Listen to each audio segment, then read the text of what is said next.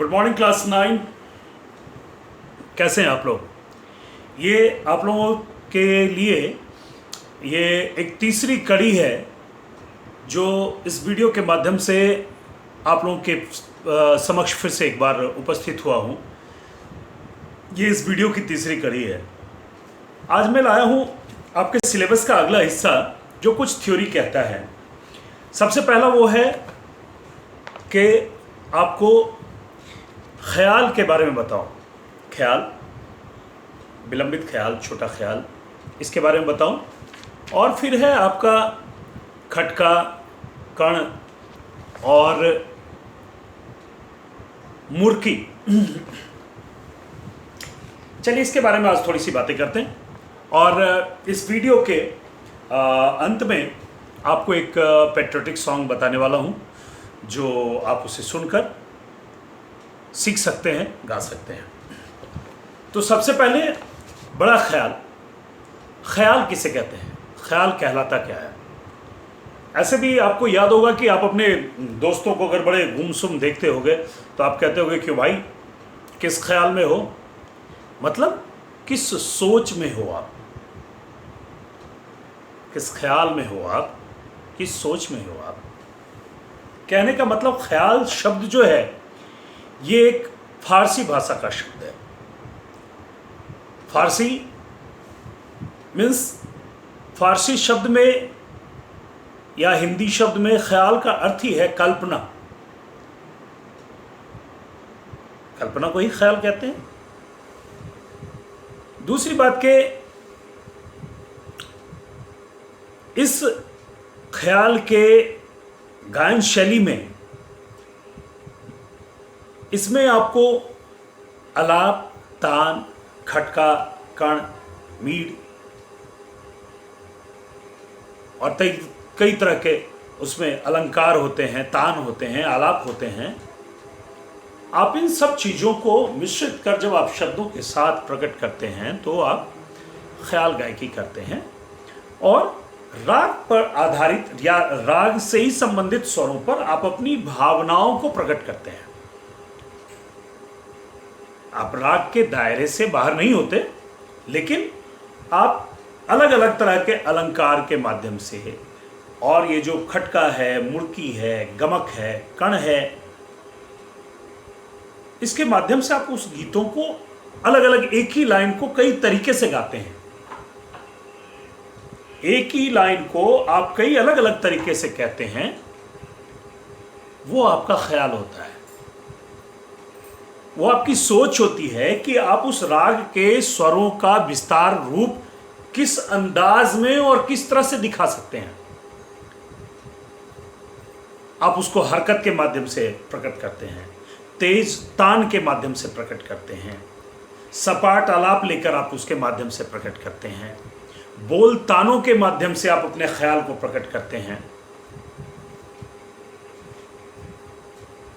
तो ख्याल का अर्थ होता है कल्पना। और इसके दो रूप हैं, एक विलंबित ख्याल और एक द्रुत ख्याल।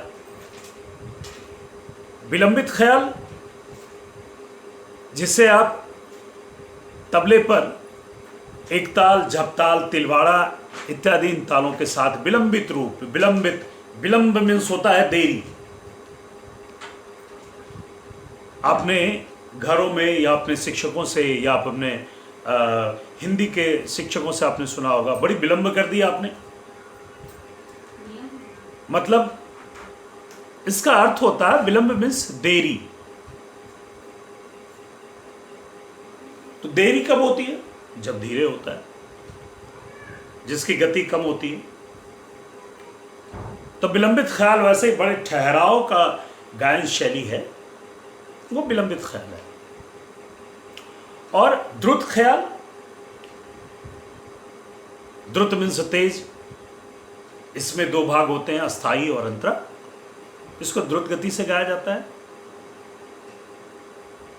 जिसमें आपको तीन ताल, झप ताल, रूपक ताल,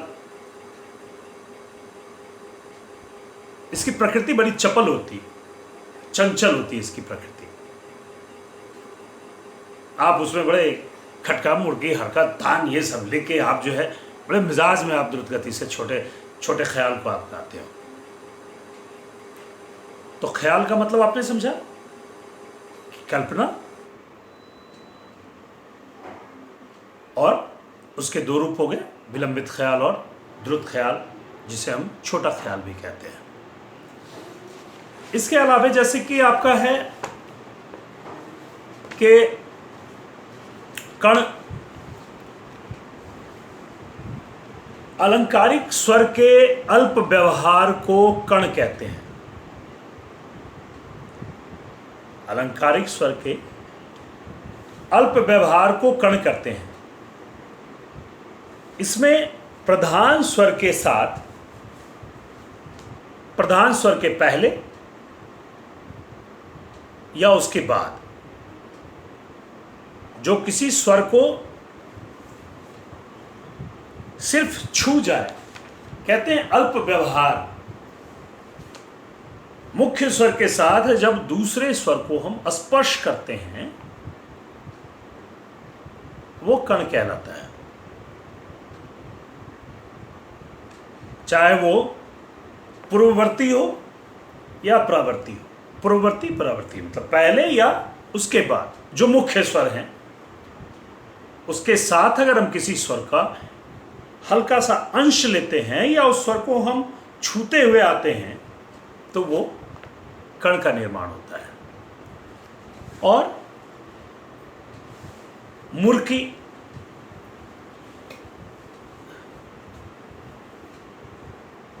गमक के डिफिनेशन में कहते हैं कि गमक के इस प्रकार में द्रुत गति से 3 स्वरों का एक अर्धवृत्त बनाते हैं। 3 स्वरों का अर्धवृत्त बनाते हैं तो मुर्की का निर्माण होता है। और खटका, जिसका खटका का अर्थ ही होता है संदेह। आप जिस चीज का एक्सपेक्टेशन न रखते हो और अचानक जैसा कुछ होता है तो आप एक सरप्राइज होते हैं। क्या कहते नहीं यार, किसी बात का खटका हुआ मुझे, जैसे कि मुझे महसूस हुआ कि कुछ ऐसा होने वाला है, तो एक संदेह जो है वो खटका कहलाता है। और खटका में कहते हैं कि अलंकार का एक विशेष रूप है जो मुख्य स्वर के आगे अथवा पीछे, मुख्य स्वर के आगे अथवा पीछे जब शीघ्रता से हम उसको गाते हैं, तेजी के साथ गाते हैं, खटका का निर्माण होता है। और आपके सिलेबस में तिलवाड़ा ताल है। तिलवाड़ा ताल को आप जान लें कि ये 16 मात्राओं का ताल है तिलवाड़ा, जिसका प्रयोग विलंबित ख्याल के साथ किया जाता है। तबले पर बजाया जाने वाला यह ताल है। इसके 4 विभाग होते हैं 4-4 मात्राओं के। ठीक उसी प्रकार जिस तरह से कि आपने 3 ताल सीखा है, उसी प्रकार इसमें 4-4 मात्राओं का विभाग होता है। जैसा कि आपने 3 ताल में सीखा है कि इसके मात्रा और विभाग इवन ताली और खाली भी ठीक उसी प्रकार से है। मतलब 16 मात्रा का 4 विभाग है 4-4 मात्राओं के, और 1, 5 और 13 पर ताली है, 9वीं मात्रा खाली। 3 ताल भी इसी प्रकार का है। फर्क है सिर्फ इसके बोल में। तो इसका मात्रा 4-4 मात्राओं का और उसके बोल मैं आपको बताता हूं। तो इसके बोल हैं, पहले आप सुन लें। धा तेरे किट धिन धिन, धा धा तिन तिन, ता तेरे किट धिन धिन, धा धा धिन धिन धा। ये हैं आपको तिलवारा ताल के बोल। अब मैं आपको स्लो स्लो बोल देता हूँ, ताकि आप अगर लिखना चाहें तो इसे अपनी कॉपी में, म्यूजिक नोटबुक में ज़रूर से फेयर कर लें। तो मात्रा, बोल और ताली, इसे आप वर्टिकली लिख लेंगे। मात्रा, बोल और ताली। जो हमारे वोकल म्यूजिक के बच्चे हैं, आप अच्छी तरह से जानते हैं कि आप ताल किस तरह से लिखते हैं।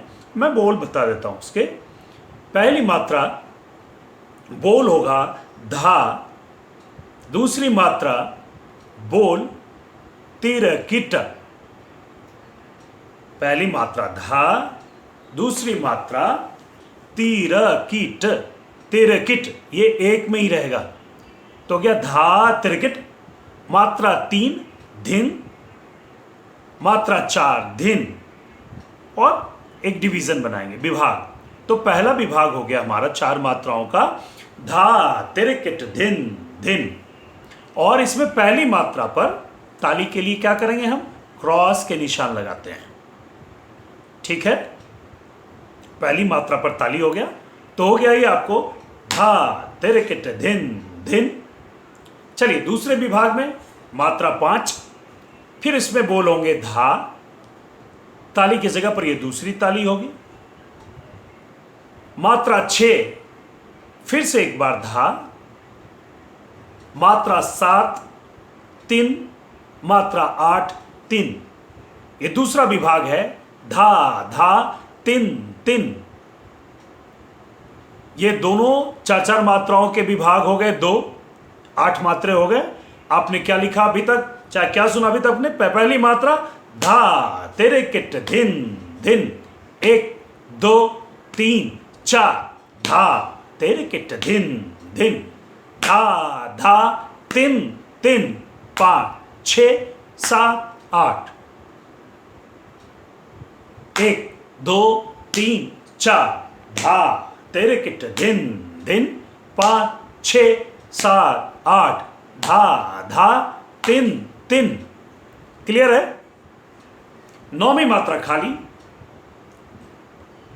ता। 10वीं मात्रा तिरकिट, 11वीं मात्रा धिन, 12वीं मात्रा धिन। तो खाली में चला जाएगा ये, ता तिरकिट धिन धिन। 9 10 11 12, ता तिरकिट धिन धिन। एक और डिवीजन बनाएंगे, और फिर 13 14 15 16, धा धा धिन धिन। 13 पे धा, 14वीं मात्रा पर धा, 15वीं मात्रा पे धिन, 16वीं मात्रा पर धिन, और 13वीं मात्रा पर फिर एक और ताली पड़ेगी।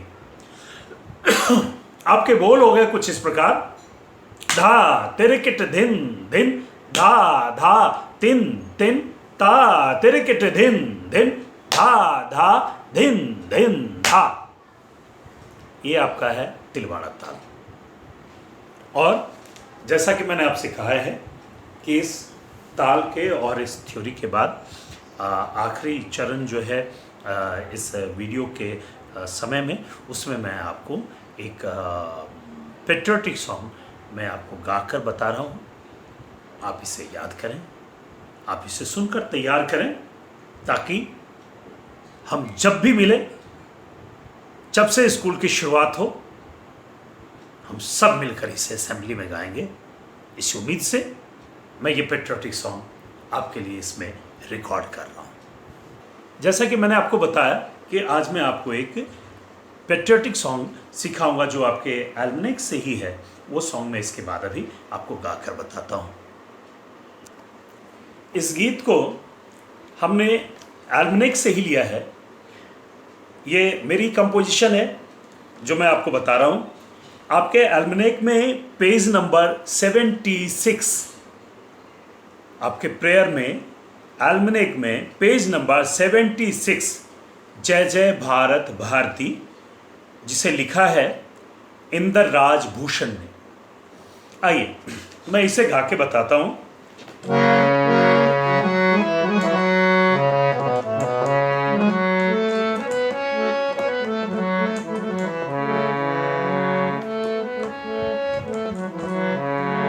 मूलतः बेसिक जो है इस राग का हमने वो मालकौस ही रखा है, क्योंकि कहते हैं कि ये बड़े मर्दाना राग कहते हैं इसे, कहते हैं कि बड़े जोश हैं, बड़ा ही इस राग के अंदर में जो है सो ज़्यादातर आपको वीरता वगैरह का जो है सो गीत गाया जाता है।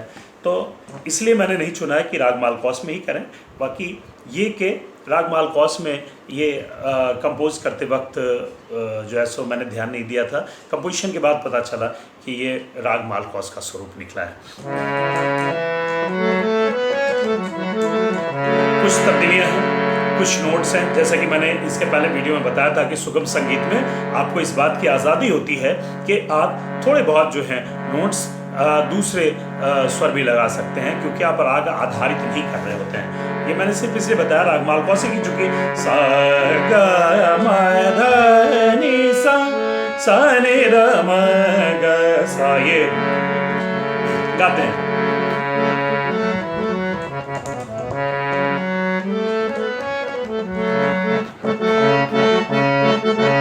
जय जय भारत भारती, जय जय भारत भारती, जय जय भारत भारती, जय जय भारत भारती, कोटि कोटि कंठों से बोले, कोटि कोटि कंठों से बोले, जय जय भारत भारती, जय जय भारत भारती, जय जय भारत भारती, जय जय भारत भारती। ये गीत का अस्थाई हुआ अंतरा। उत्तर में हिमवान सुशोभित, दक्षिण में सागर आलोरित। अब अंतरा में राग मालकौस का कोई रूप नहीं रह गया, क्योंकि इसमें काफी अलग अलग स्वर लग गए। ठीक है, खाली शुरुआत का जो स्थाई है वो उसमें राग मालकौस पूरी तरह से दिख रहा था।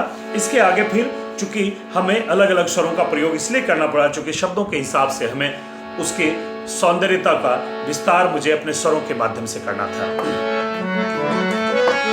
उत्तर में हिमवान सुशोभित, दक्षिण में सागर आलोरित, उत्तर में हिमवान सुशोभित, दक्षिण में सागर आलोरित, इसका है हर कण आलोकित, इसका है हर कण आलोकित, बारी बारी आकर तुम्हें इसके चरण पखारती, इसके चरण पखारती, जय जय भारत भारती, जय जय भारत भारती। पहला अंतरा। दूसरा अंतरा भी ठीक इसी प्रकार के है।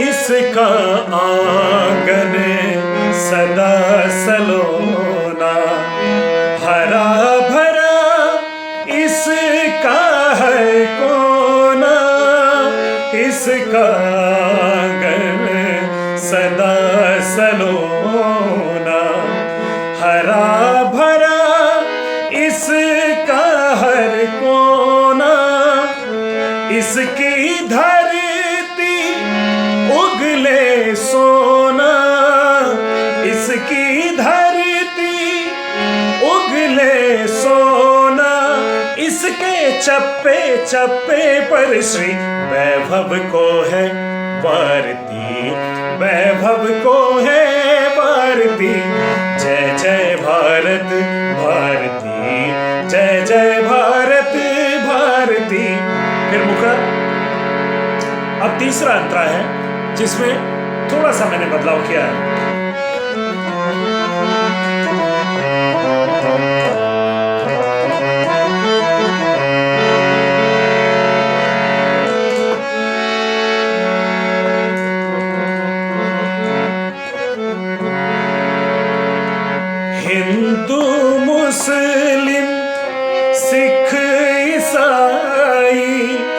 बौद्ध जैन है भाई भाई। तीसरा अंतरा थोड़ा सा इसलिए बदल रहा हूं ताकि वो एक ही जैसा पूरा ना लगे, इसलिए थोड़ा सा मैंने बदलाव किया है। हिंदू मुस्लिम सिख ईसाई बौद्ध जैन है भाई भाई। सबने है आवाज लगाई, सबने लगाई। आओ मिलकर आज उतारे भारत माँ की आरती, भारत माँ की आरती।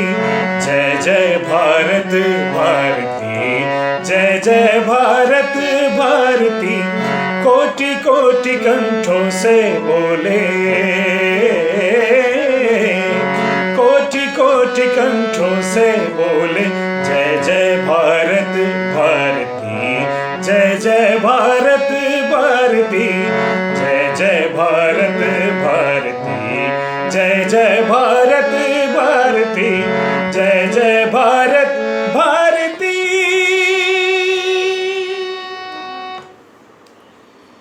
इस गीत को आप लोग कोशिश करें, सुन के इसे गाने की कोशिश करें, तैयार करके रखें ताकि जिस दिन स्कूल खुलेगा उस दिन हम लोग मिलकर इस गाने को और थोड़ा सा प्रैक्टिस करके फिर हम लोग ऑन स्टेज अपने असेंबली में हम सब मिलकर गाएंगे। चलिए आज के इस वीडियो में इतना ही, हम फिर अगले वीडियो में हाजिर होंगे। तब तक के लिए आप लोगों से विदा चाहते हैं। Have a nice day, bye bye, take care बेटा।